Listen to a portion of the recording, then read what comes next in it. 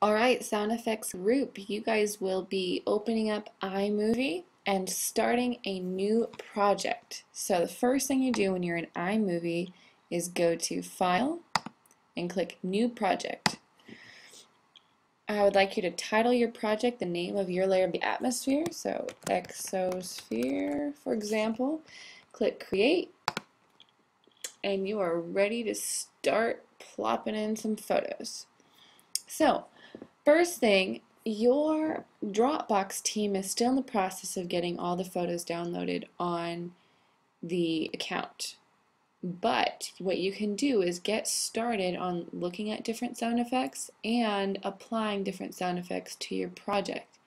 So what you can do is get some photos here, and a way to do that is either clicking this photo icon, which I believe you guys all have, and finding some photos off of your computer, or at the far right of these little icons here in the corner, there, I believe on your computer is another icon at the very end where you click and you have different photos that are actually within iMovie.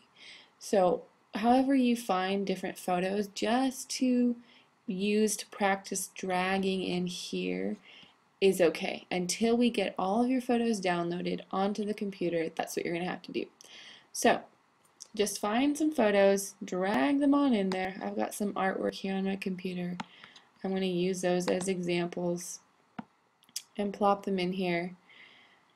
Now, ignore these photos here. They're kind of other icons that have been saved onto iMovie, so it's getting kind of confused. But notice I still have my artwork here showing up on the screen as I move through. And this red bar is acting as if you were watching a movie. So I'm going to show you what happens when I hit the space bar, which is like hitting play. Wherever I have this red bar is where it's going to start in the movie. So it's got 4 seconds on this photo, 4 seconds on this photo. And what I'm going to have you guys do is get some photos in here so you can start adding some music into, or excuse me, some sound effects into your project. So sound effects team, go to this music icon, give some sound effects a go, listen and see what you got, and then start applying. So here's a booming sound. I'm going to click it, drag it on in here, and apply it to this photo. Now I'm going to hit play with my spacebar, and I've got that sound effects. This green bar is the detail of your sound effect, and you can crunch it down, keep it the same distance. So I want you to start thinking about what sound effects you are going to use for your project and apply them to different photos. Now, once your Dropbox team has downloaded all the photos onto your computer, what I want you to do is open up a Finder window here, and they should have downloaded all the photos into a folder on the account. So into this folder, so not the home, but the folder, which can be anywhere, open on any computer on the school grounds. So click your name and on the next to the folder, and here is the folder titled Exosphere, created by the wonderful Dropbox team. I'm going to double click it to open up, and here are all the photos. Awesome. Now we're going to use a nice keystroke called Command A. You hold the Command button and then click A, and it selects all of the photos in there. So A stands for all, selecting all. And again, this only happens when your Dropbox team is done downloading, and they might not be there yet. So give them a chance to get this done while you're working on some sound effects.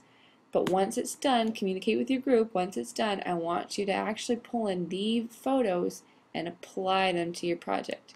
So I'm going to go in here, I'm going to delete these two. Done. Delete that one. I'm going to click it. Oh, I accidentally got the auto adjustment up here.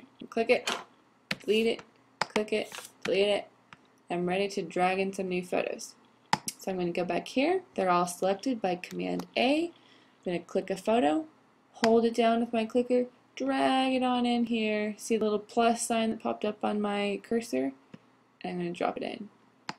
and it's taking a little bit of time to apply into iMovie, but once that's in, you'll see the photos pop up. Here they are.